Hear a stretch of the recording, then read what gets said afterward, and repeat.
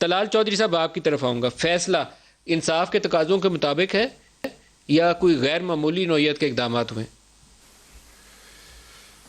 बहुत शुक्रिया मलिक साहब। मलिक साहब, पाकिस्तान की जो वोट चोरी है वो बड़ी देर से जारी थी और मैं समझता हूं कि वोट चोरी को रोकने के लिए हमने अपनी जीती हुई सीट कुर्बान की है और हमारा जीती हुई सीट देकर हमने चोरों को एक्सपोज किया है। और ये चोरों को जो एक्सपोज किया है ये अब कोई ढकी छुपी बात नहीं है। ये कि अगवा कैसे किया जाता है, फॉर्म 45 कैसे बदले जाते हैं, कैसे वहां प्रेशराइज, कैसे पुलिस इस्तेमाल होती है।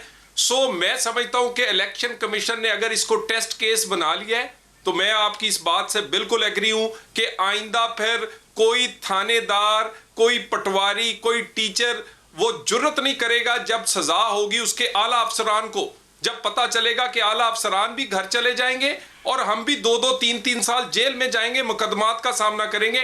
असल में कभी किसी ने सजा दी नहीं, ये पहला आगाज हुआ है।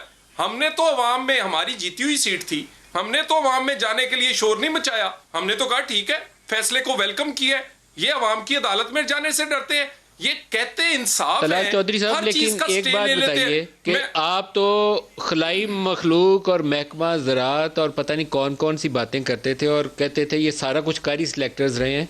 वो सिलेक्टर्स का माइंडसेट चेंज कैसे हो गया कि पहले इलेक्शन कमीशन ने प्रेस रिलीज जारी कर दी 20 को, फिर रिटर्निंग ऑफिसर एकदम इतने बहादुर हुए, उन्होंने 4 सफ़े 5 सफ़े लिख के दे दिया कि रिजल्ट टेम्पर हुआ है, और आज चीफ इलेक्शन कमिश्नर तो और भी तगड़े हो गए, उन्होंने कहा इलेक्शन ही दोबारा कराओ और सजाएं देंगे अफसरों को जो मुलव्वस हैं। तो ये सारी काया पलट कैसे हुई?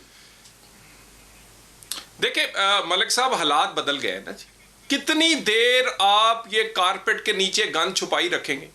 क्या इलेक्शन चोरी होते रहे? क्या वजूहात हुई ये हालात बदलने की? मैं उन वजूहात को जानना चाह रहा हूँ, क्योंकि ये बगैर आपको मैं कॉन्टेम्प्ट नहीं करना चाहता किसी की, लेकिन ये आपको पता है यहाँ माहौल किस तरह का रहा है। 2013 और 18 के इंतखाबात आपने लड़े हैं और मैंने कवर किए हैं, तो मुझे बिल्कुल अच्छे से वाकिफ हूँ कि क्या क्या होता है। ये हालात बदले कैसे? देखिए, एक तो मैं आपसे बता दूं कि बहुत ज्यादा ही हालात बदल गए और शोर बहुत मच गया है। और मेरा ख्याल है अगर अदारों ने फैसला किया है कि अब वो अपना रोल प्ले करेंगे तो ये पाकिस्तान के लिए खुशाइंद बात है। कभी इतराज किया करते थे हमारे पे, नवाज शरीफ के बयानिए पे। हमने, नवाज शरीफ ने अपनी हुकूमत देकर इस वोट चोरी और वोट की इज्जत दो का नारा लगाया था। आज वोट की इज्जत दो को के नारे पर स्टैंप लगाई है चीफ इलेक्शन कमीशन ने। उसने कहा बिल्कुल वोट को इज्जत देनी पड़ेगी अगर पाकिस्तान आगे चलाना है तो। और उसने तस्लीम किया। चौधरी साहब, आपके ख्याल में फिर सिलेक्टर्स ने, जिनको आप सिलेक्टर्स कहते थे, उन्होंने हाथ उठा दिया है कि अब हम साथ नहीं देंगे किसी का, उन्होंने हाथ पड़े कर लिया अपना? यही था ना आपका शिकवा? तो अब उन्होंने कहा कि ठीक है, जिसका जो हक है वो मिले उसको, यही हुआ है?